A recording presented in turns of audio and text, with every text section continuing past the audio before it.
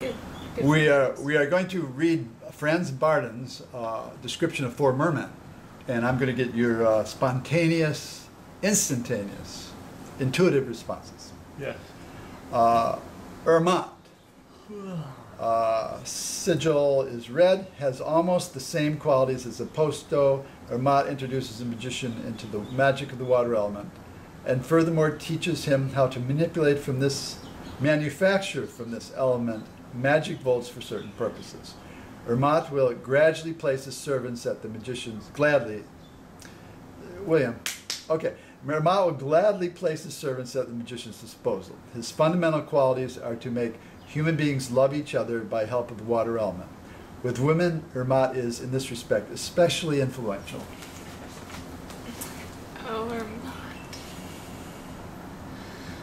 You get that very gentle, stream-like quality from him. Yeah, but strong. You know, but he's very, yep. Strong and persevering.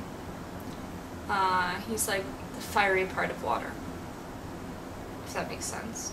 I guess fiery in a passionate way, or fiery in a loving way. I say that. And in like task, like getting things done. Really like da da da, boom boom boom. He's very handsome, very like angular features. I'm not necessarily getting anything from how he looks. I'm just focusing on. I'm not really getting anything on how he looks, but just mainly how his aura feels and the energy that surrounds him. See him as like very like there's two sides to him. There's a very like strong, silent side to him, but there's also like a very playful side to him. There's a very serious, totally. There is a very serious side. When you're dealing with love, or you're dealing with his qualities that he could pass on to, absolutely, there's a serious side there. You know, and otherwise, I think that it just flows and it tends to ebb and flow. That's what I get a lot. Also, I see him like on top of like I see him on land or beside the water, not necessarily in the water at all times. Like when he appears in my mind, he's like beside a stream. He's not in the stream. I don't know if that's an important detail. But Yeah, we discussed that before about it. Yeah. That's what I get. Sometimes I see him with like a trident, but other times I see him with like different tools in his hand. It's not always the same tool. Yeah, that's what I would say. All right, and so if I do his aura, yeah, like if you took any stream or river, or you took all the streams and rivers of an entire continent and you gave them a voice and a form. So you had streams and rivers in a form and able to talk to you with intelligence and memory and purpose. That's intense. See, he's like nature embodied. Absolutely.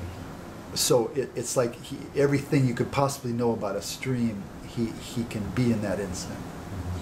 But at the same time, he sees the applications in human terms. Yes. So that he's very knowledgeable about human beings, but it's from the perspective of the stream and the river, not from the perspective of romantic history or the history of civilization. And I get the gentleness of the stream as well. Like that's a lot of what I'm picking up from his energy. Is not necessarily like the way that he comes off to me is not necessarily in the way of a river, but like a very, very gentle stream. And it's there if you want to know the secrets. All you need to do is ask, or all you need to do is come forward and like listen to it. And it's just very gentle.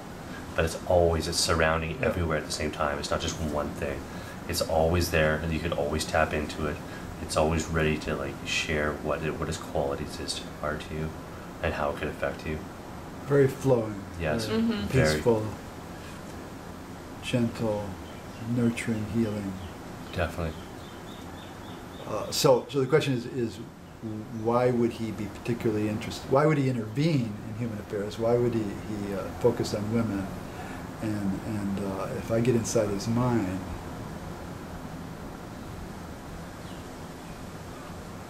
because in terms of the realms, if there's flowing energy, it's like water, and lovers are basically flowing energy through each other. So the same intuition you have about a stream, beginning and continuing and flowing into the sea or a lake or something, and about lovers.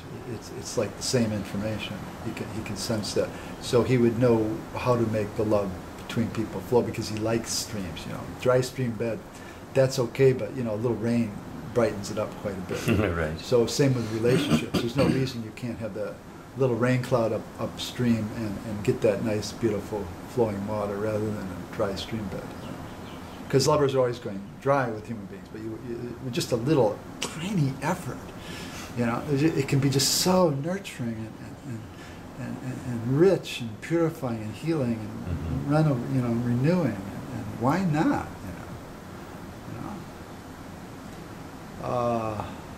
Guy'd make a great marriage counselor. And just really.